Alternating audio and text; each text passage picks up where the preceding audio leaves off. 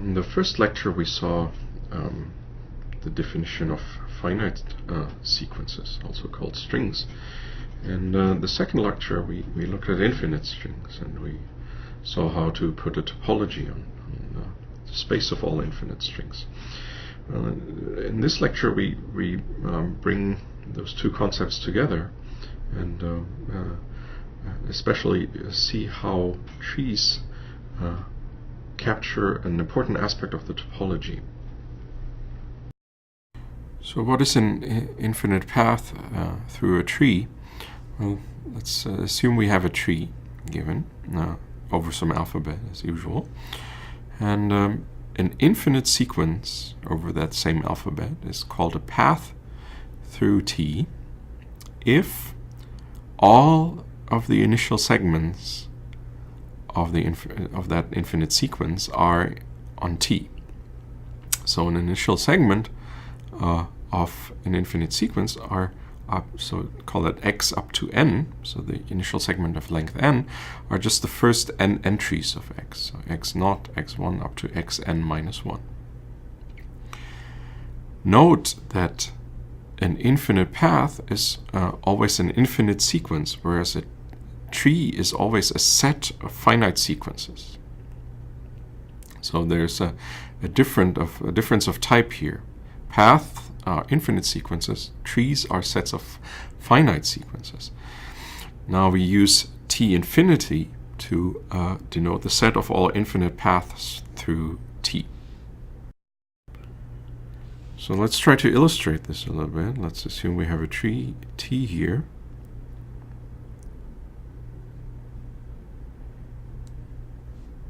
Let's just put in a few branches.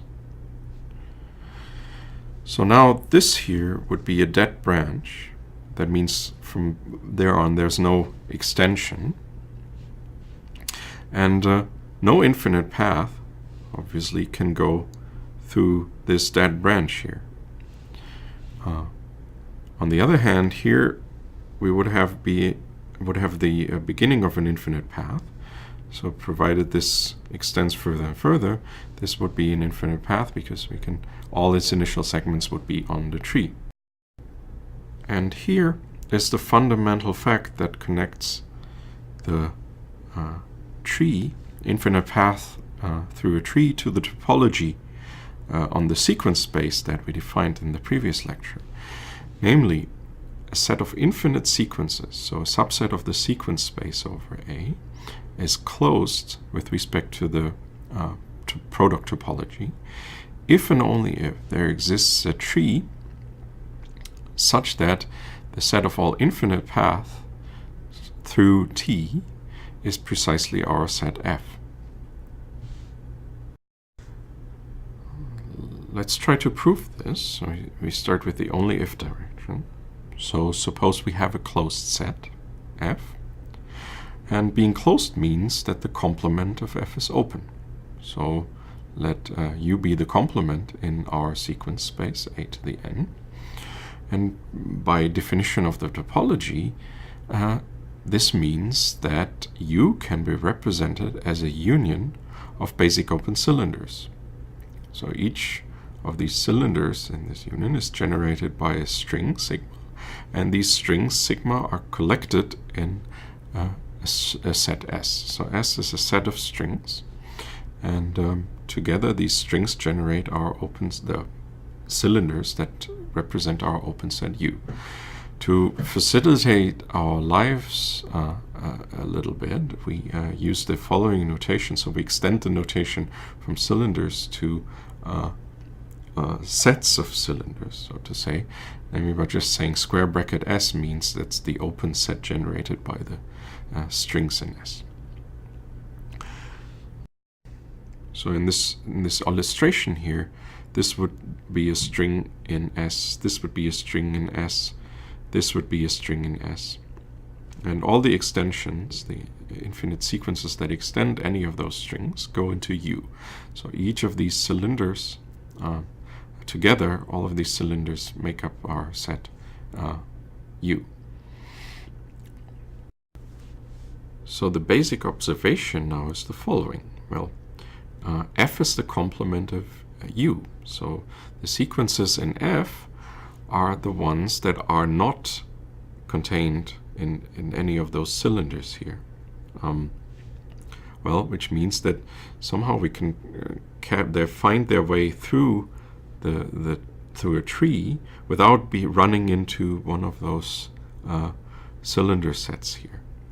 Well, we collect all these things in a tree, and then the set F will be precisely the set of infinite paths through this tree. So, idea: collect all the strings that do not run, that are not kind of covered by one of those cylinders here. Let's try to do this formally. So we have X is in F if and only if it is not in U, which is precisely the case if and only if it is not no sigma in S is not is an initial segment of X. Now we define a tree T by putting a string into T if and only if there is no string in S that is an initial segment of tau. So we put tau in T if and only we cannot find a string sigma in S that kind of covers it, that is an initial segment of tau. You should take a moment to verify that this condition here indeed does define a tree.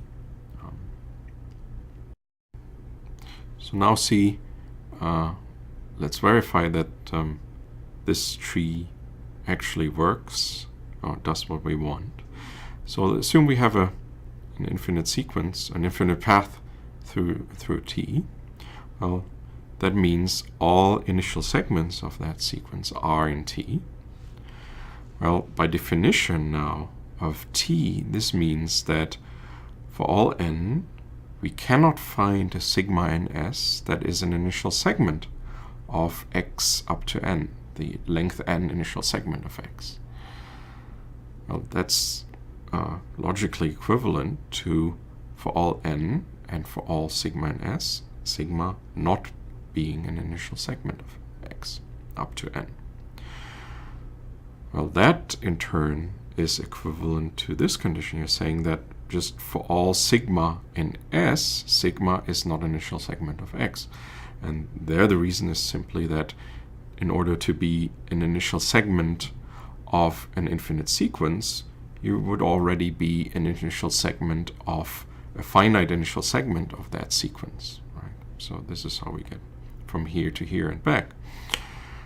But now let's look at this. This just says that X is not does not extend any of the strings sigma in S, but that means by definition it is not in the open set generated by the strings in S, which by our assumption is just the set U. So this is equivalent to X not being in U, but that's, since F is the complement of U, means X is in F. So that was one direction. Now let's do the other direction.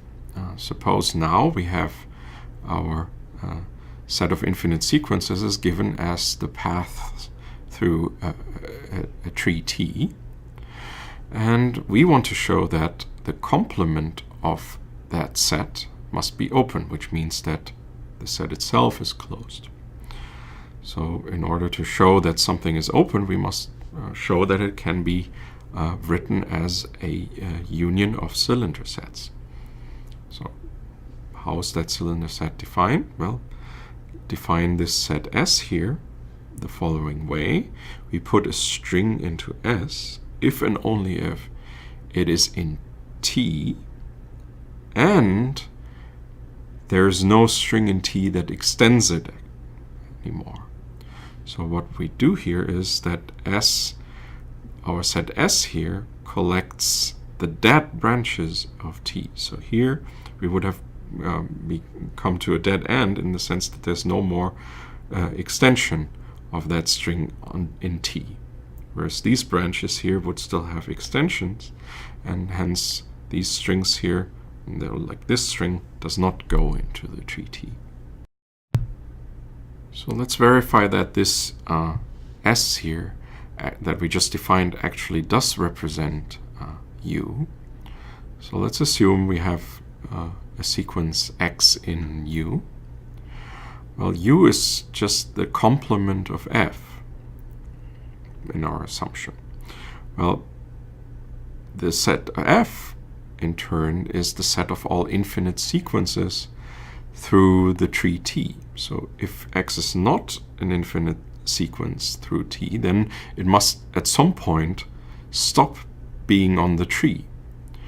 And there must be a minimal such thing. So that means that there exists an N0, a minimal with this property, such that X N0 is not in T. But this in turn means now that for all sigma that extend X up to N0, sigma cannot be in T. And the reason for this is just the definition of a tree. Remember, being a tree means you're downward closed under the initial segment relation. If there were such an initial segment, such a string sigma that extended X up to N0 in T, then since T is X up to N0 is an initial segment of sigma, that would mean X up to N0 would also have to be in T. But we just saw this is not the case here. Okay, now this condition is then equivalent to saying, well, X up to N0 minus 1 is in S. That was just the definition of S. S collected all the dead branches. So here, this is X up to N0 minus 1, length N0 minus 1, and N0 was taken to be the minimal, so that X N0 is in T. So if we take one length shorter, we must still be in T. So then we're in S. But so X being up to N0 minus 1 and being in S just means then that X itself is in the cylinder set generated by this string here, of course. Right? So that means X is in S, which means now we have represented X or set U as a union of basic open cylinders, namely the cylinders generated by the strings in S. You should just take a moment to make sure that these implications all indeed reverse. But this concludes our proof.